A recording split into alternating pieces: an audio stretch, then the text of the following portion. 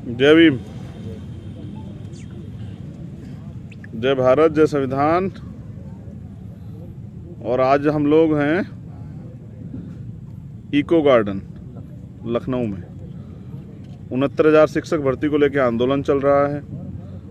नौजवान साथी बहनें 70 दिन से आंदोलन में हैं और मुख्यमंत्री जी ने ये वादा किया था कि 7 दिन में इसका निवारण हो जाएगा, लेकिन हुआ नहीं। तो बच्चे और बच्चियां वहाँ गए थे बीजेपी कार्यालय।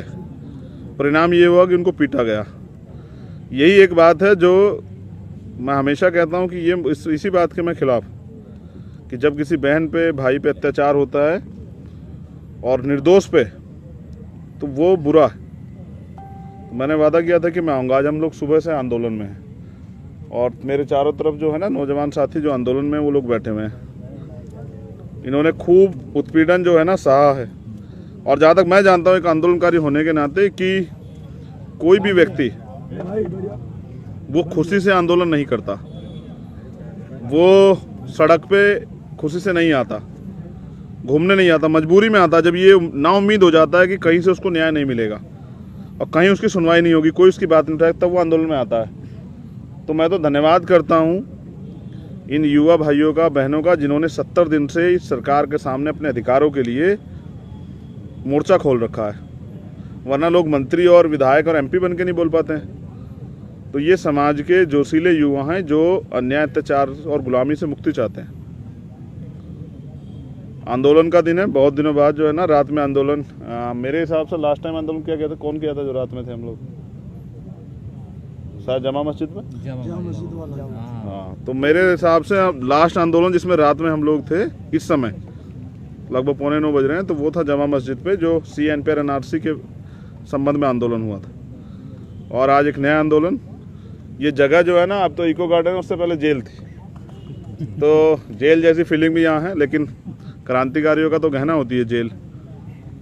तो मैं तो तय करके आया था, परिवार को भी कह गया था कि मैं तो जेल जा रहा हूँ। तो पता नहीं सरकार भेजेगी नहीं भेजेगी, लेकिन मैं तो अपने हिसाब से जेल में ही। तो आज की रात यहीं बीतने वाली है। कल फिर से आंदोलन स्टार्ट होगा। और आंदोलन कब तक चलेगा, क्या इसकी रूपरेखा रहेगी, ये यहाँ की जो हमारी लीडरशिप है, जो नौजवान साथी यहाँ बैठे, उनसे मिलकर तय करेंगे। तो आज की जो हमारी नेता थी वो थी मुक्ता कुशवाहा, हमारी बहन, जिसको आपने देखा होगा इस भर्ती में, जिनके हाथ पे चोट लगी हुई, हाथ टूटा हुआ। कल कोई और होगा। कल हम उनकी लीडरशिप में पूरा धरना करेंगे और प्रयास ये रहेगा कि धरना तब खत्म हो जब जो घोटाला हुआ है वो घोटाले में न्याय हो जाए। देखिए, पहली बात तो ये है कि ये घोटाला अब साबित हो चुका है, क्योंकि पिछड़े वर्ग आयोग की रिपोर्ट आई है। रिपोर्ट में उन्होंने ये स्वीकार किया है, उन्होंने बाकायदा लिखा है कि भर्ती में घोटाला हुआ है, संविधान के जो अनुच्छेद 14, 15, 16 है उनका उल्लंघन हुआ है। और उन्होंने ये भी कहा है कि जिनके द्वारा ये किया गया है, जिन अधिकारियों के द्वारा, कर्मचारियों के द्वारा, उन पर गंभीर कार्रवाई की जाए और वंचित जो लाभार्थी हैं उनको, जो है ना अभ्यर्थी है, उनको नियुक्ति दी जाए। लेकिन सरकार नहीं दे रही है। तो मैं जैसा कह रहा था कि 70 दिन से ये लोग आंदोलन में हैं। बड़ा अच्छा माहौल है। आज भाइयों से मुलाकात हुई है और उत्तर प्रदेश के सभी लगभग सभी जनपद के लोग हैं, मोस्टली जो है ना सभी जनपद के लोग हैं। और पिछड़े वर्ग में भी, पिछड़े दलित वर्ग में भी एक अच्छा प्रयास है कि सभी जातियों के लोग। अब ये जातियाँ हमने तो बनाई नहीं, जिसने बनाई है अपने फ़ायदे के लिए बनाई है। अगर हम बनाते तो कुछ और बनाते। तो अब हमारा प्रयास रहेगा कि आंदोलन हम जीते। कल हम लोग यहीं रहेंगे लखनऊ के आसपास के साथी जो हैं वो कल आएंगे आंदोलन में शरीक होने के लिए। और बाकी जो भी कल की लीडर हमारी तय करेगी या लीडर जो हमारा तय करेगा, उसके हिसाब से आंदोलन चलेगा।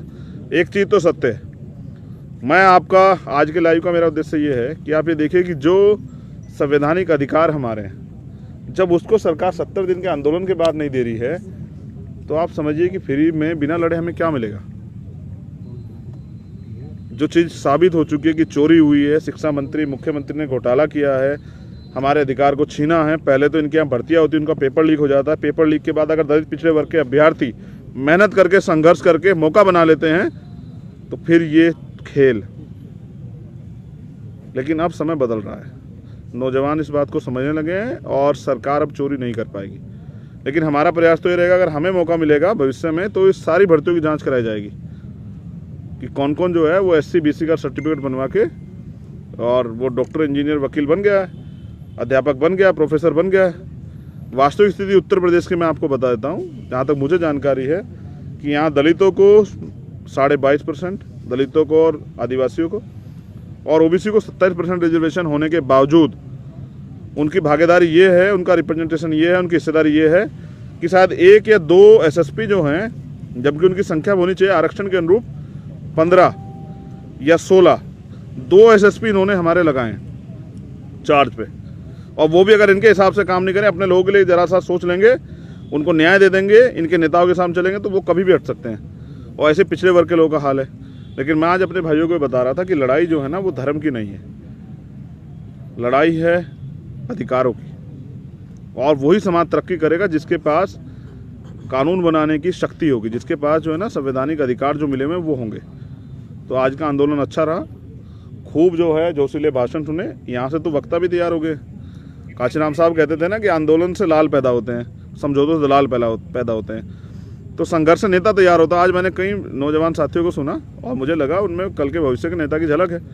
वो अच्छे अच्छे भाषण देते हैं, अच्छी अच्छी शायरियाँ सुनाते हैं, मैं उन सबको भी धन्यवाद देता हूँ। लेकिन ये तो सच है कि जब आप घर से बाहर निकल के वास्तविक स्थिति को देखेंगे, परखेंगे, तब आपको पता लगेगा कि देश में क्या चल रहा है। निजीकरण होने वाला है।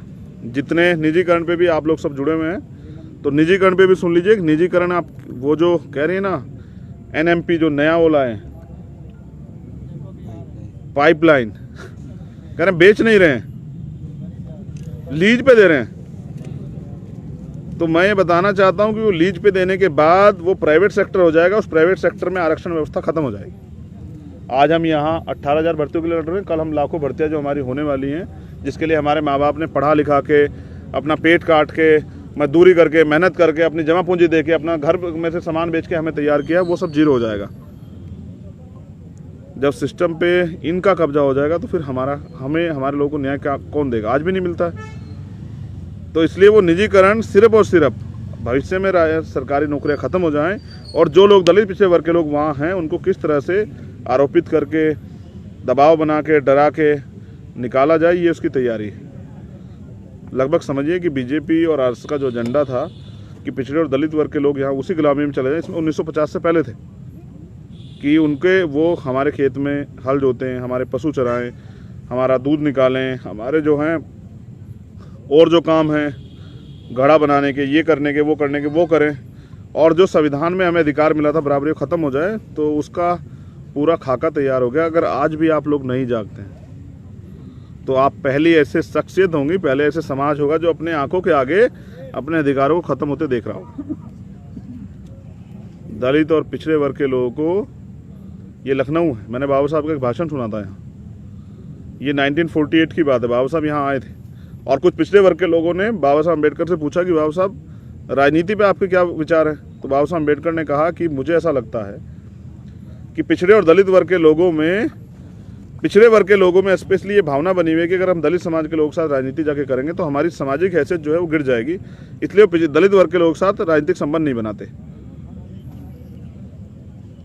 और इसी कारण से ये जब एकता नहीं बन रही है तो दूसरे लोग हम पर राज कर रहे हैं। अब आप सोचिए, अगर इस देश का 52% जो मतलब एक रिपोर्ट है, 52% पिछड़े वर्ग के लोग और 22-23% दलित और आदिवासी समाज के लोग इकट्ठे हो जाएं तो इनकी आबादी कितनी बैठती है? क्या मुझे कोई बताया कितनी बैठती है? लगभग 75% के करीब। जब इस देश का 75% व्यक्ति एकजुट हो जाएगा तो सत्ता में किसका राज होगा? नीति बनाने की, कानून बनाने की ताकत किसके पास आएगी? लेकिन मोहरों की वजह से, जिनको चमचे काशीराम साहब कहते थे और बाबा साहब अम्बेडकर कहते थे कि ये वो क्लास तैयार हो जाएगी जिनको लोडर कहा जाएगा, तो इनकी वजह से आज हमारे सारे अधिकार लगभग जो है ना छीनने के कगार पे। आंदोलन जारी रहेगा और तब तक जारी रहेगा जब तक हम जीतते नहीं। लेकिन मैं समझता हूं कि बाबा साहब अम्बेडकर ने कहा था उस अपनी 1948 वाली सभा में कि पिछड़े और दलित वर्ग के लोगों की समस्या एक जैसी है, और अगर ये अपने अधिकारों के प्रति, अपने भविष्य के प्रति, अपने आने वाली पीढ़ियों के प्रति सचेत हो जाएं और एकजुट हो जाएं तो इसका फ़ायदा इनकी आने वाली पीढ़ियों को मिलेगा और ये गुलामी से मुक्त हो जाएंगे। मेरा प्रयास रहेगा कि आंदोलन के जरिए, मुद्दों के जरिए दलित और पिछड़े वर्ग के लोगों में एक एकता बने और उस एकता से भारत में वास्तविक लोकतंत्र जो है वो लागू, जिसमें गरीब, गरीब जो है वो भी अपने आप को खोज सके। One vote one value. एक गरीब का बेटा भी विधायक एमपी बनने का प्रयास करे अपनी मेहनत के दम पे, अपने संघर्ष के दम पे, और वो परिवर्तन करे, वो परिवर्तन जिससे उसका समाज आगे बढ़े, ये देश आगे बढ़े, प्रदेश आगे बढ़े। और ये वही भाजपा की सरकार है जो नारे देती थी कि 56 इंच के सीने वालों के हाथ में देश है। अर्थव्यवस्था चौपट हो चुकी है, बेरोजगारी बढ़ चुकी है, महंगाई चरम सीमा पे है, रोजगार नहीं है, इलाज नहीं मिल रहे, तमाम तरह की चीज़ें जो है एजुकेशन से संबंधित जो है बजट वो जीरो हो चुके हैं। सरकारी उपक्रम बेच के जो 70 साल में तैयार हुए थे ये देश चला रहे हैं। और वो जो पैसा हमारी मेहनत का, टैक्स का जो हमें हर एक सामान में देते हैं, उसको ये अपने चुनाव में खर्च कर रहे हैं। ये इनके बाप का पैसा नहीं, ये हमारा पैसा है। और मैं समझता हूँ कि उत्तर प्रदेश में इस बार परिवर्तन होगा। उत्तर प्रदेश में भारतीय जनता पार्टी की सरकार की जो है ना वो विदाई होगी। और इसका लिए मैं अगले 6 महीने गांव-गांव जाके संघर्ष करूंगा। लेकिन अभी जो सबसे बड़ा मामला 69,000 शिक्षक भर्ती और उसके बाद पिछड़े वर्ग के लोगों की जातिगत जनगणना होनी तो सबकी चाहिए, मैं तो सबका स्वागत करता हूं। लेकिन पिछड़े वर्ग के लोग इसलिए होने चाहिए, उनको अपनी राजनीतिक, सामाजिक, आर्थिक हैसियत का अंदाज़ा लगना चाहिए कि वो वास्तविकता में देश में कहाँ है। इतनी बड़ी आबादी और मोहताज बनी हुई है, तो गुलाम को गुलामी का एहसास अगर आप करा देते हैं तो वो अपनी बेड़िया स्वयं काट देता है। इसकी तैयारी हमें करनी पड़ेगी। फिर आपसे मुलाकात होगी आज की रात यहीं खुले आसमान में, इको गार्डन लखनऊ, और आंदोलन जो है वो जारी रहेगा। मैं कुछ साथियों को भी जो है ना एक बार आपको दिखा देता हूँ। मेरे चारों तरफ लोग हैं, तो ये आज हम अकेले नहीं हैं, बहुत सारे जो हैं नौजवान साथी जो इस लड़ाई को लड़ रहे हैं, जो इस लड़ाई के योद्धा हैं, जिन्होंने इस लड़ाई की शुरुआत की है, वो सब लोग हमारे बीच में हैं। और मुझे विश्वास है कि उनकी लड़ाई जो है ना आगे बढ़ेगी, हम लोग इस लड़ाई को जीतेंगे। और अब आप देखिए उधर भी जो है ना कुछ नौजवान साथी लेटे हुए हैं। तो ये धरती है, ये हमारी माँ, तो वो इस धरती से जुड़ के जो है अपने आंदोलन को मजबूत कर रहे हैं। कोई पंखा नहीं है, कोई एसी नहीं, कोई कूलर नहीं है, मन में एक ही संकल्प है कि ये आंदोलन जीत के जाना है। बहुत हुई गुलामी, अब नौजवान जो है ना, बहुजन समाज का नौजवान, वो गुलामी नहीं चाहेगा। अब वो लड़ेगा, अपने अधिकार लेगा, भाईचारा बनाएगा और इस सांप्रदायिकता की राजनीति का अंत करेगा। जय भीम, जय भारत, जय संविधान, जय लोकतंत्र, जय विज्ञान। और कल